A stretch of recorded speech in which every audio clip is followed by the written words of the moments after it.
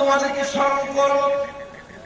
আমরা আল্লাহকে স্মরণ করি জিকিরের মাধ্যমে, আমরা আল্লাহকে স্মরণ করি নামাজের মাধ্যমে, আমরা আল্লাহকে স্মরণ করি রোজার মাধ্যমে, আমরা আল্লাহকে স্মরণ করি হজের মাধ্যমে। সব জিকির। এখন আল্লাহরে ভাগ মারা থেকে প্রশ্ন করি, রাজশাহী থেকে আল্লাহরে প্রশ্ন করি, আল্লাহ জবানটা করবেন আল্লাহ, মায়ার সুরে করেন আল্লাহ, আল্লাহ আপনি আমাদেরকে ইবাদত বেঁধে দিয়েছেন, এই ইবাদতের মাধ্যমে আপনাকে স্মরণ করার জন্য আমরা দলিল পেলাম। আপনি বলছেন আজকুরকুম, আপনি নাকি আমাদেরকে স্মরণ করবেন। আল্লাহ আপনি আমাদেরকে কিভাবে স্মরণ করবেন? 11টা তাফসীর লিখেছি, ওই তাফসীরের মধ্যে লেখা আছে আজকুরকুম আইয়ুর রাহমাতি ওয়াল মাগফিরাহ। আল্লাহ বলেন হে বান্দারা, তোমরা আমাকে ইবাদতের মাধ্যমে স্মরণ করবে, আমি আল্লাহ রাব্বুল আলামিন গফুর গফফার, ওই নামের খাতিরে তোমাদের গুনাহগুলো ক্ষমা করে করে তোমাদের গুনাহ মাফ করে বান্দা থেকে বন্ধু বানায় নিব। আল্লাহু আকবার। নামাজের দ্বারা গুনাহ মাফ হয় কি হয় না? এই জন্য নামাজের দরকার আছে না নাই? আল্লাহ রাব্বুল আলামিন আমাদেরকে কেন্দারবাজি করার জন্য পাঠান নাই। আল্লাহ সব জানে কি না জানে। যত ইবাদত করব কার জন্য করব? তেলাওয়াত একটা কান দিকামনি হয়। আমি কিন্তু হাফেজ না, ভুল হলে আমার বলে দিয়ে আমি বড় বুঝছিলাম যে আমি কিন্তু হাফেজ না, কালিও না, আমার ভুল হলে আমার বলে দিয়ে বুঝতে কথা না, আমি কিন্তু পারি না। এবার চেষ্টা করি ইনশাআল্লাহ।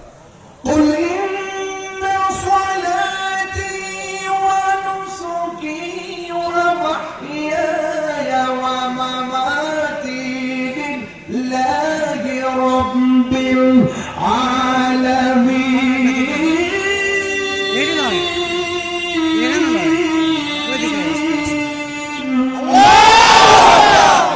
আমার নামাজ কার জন্য? আমার কুরবানি কার জন্য? আমার জীবন কার জন্য? আমার মরণ কার জন্য?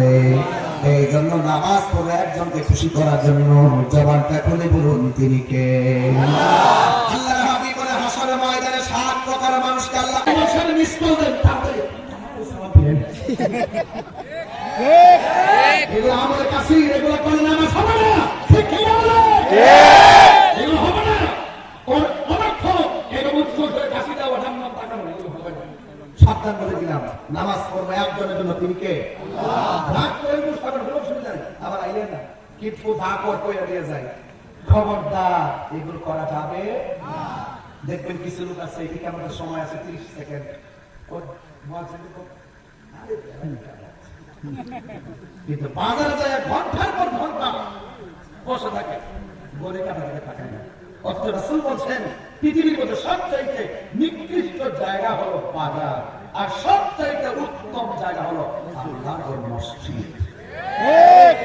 এই মসজিদের প্রতি আমাদের দরদি হওয়ার দরকার আছে না নাই? আছে। আরো বড় করবেন আছে না নাই?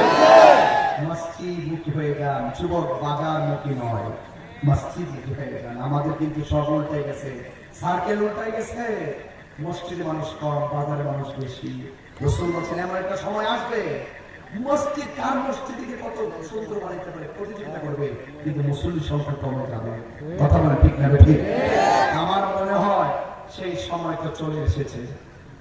হাসরের মাঠে যখন উঠবেন তখন বুঝবেন। আর 2 নম্বর কে, 3 নম্বর গেল, 4 নম্বর কে জানেন? যৌবনে যার ইবাদত বেশি। 5 নম্বর কে জানেন? যার সামনে গুনাহ করার সুযোগ আছে। আমার হাতে কি এটা? বোতল, পানির বোতল। মনে করেন এটার ভিতরে মদ আছে। কি আছে? এই দেখেন দেখেন মদ আছে, ঘরের ভিতরে কোনো মানুষ নাই, কেউ নাই, নিরিবিলি আমি মদ পান করার সুযোগ আছে, আমি খেলাম না, মদটা রেখে দিলাম।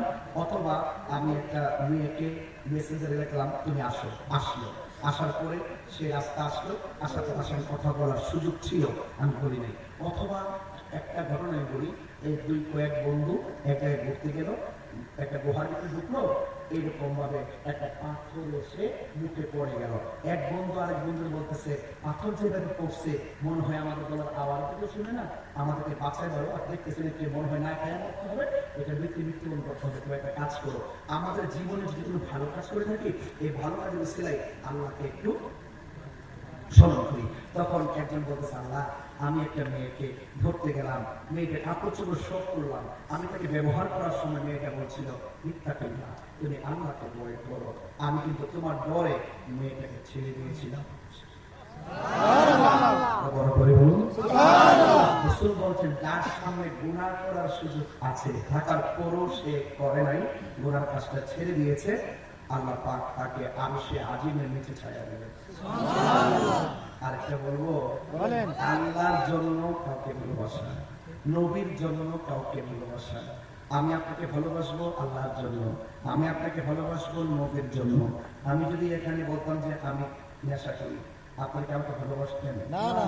আমি নবীর পক্ষে কথা বলছি, আল্লাহর পক্ষে কথা বলছি, আপনারা আমাকে ভালোবাসা দিচ্ছেন, আমি ভালোবাসা পেয়ে আপনাকে রিপ্লাই করছি।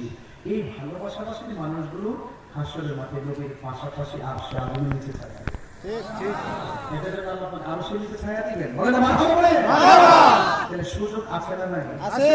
হাসরের মাঠে এক শ্রেণীর মানুষের গায়ে, এক শ্রেণীর মানুষের গায়ে আল্লাহ পাক ওই যে আপনার আগুনের শিকল পরায় রাখবে। কিসের শিকল?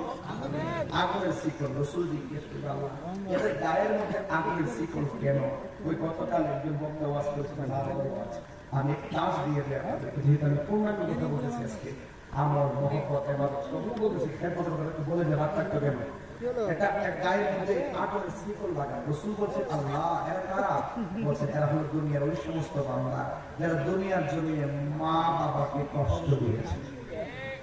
যে পিশাব বলবে মা বাবার খেদমত লাগতো না, এটা পিশাব না, এটা সকাল বেলার পেশাব।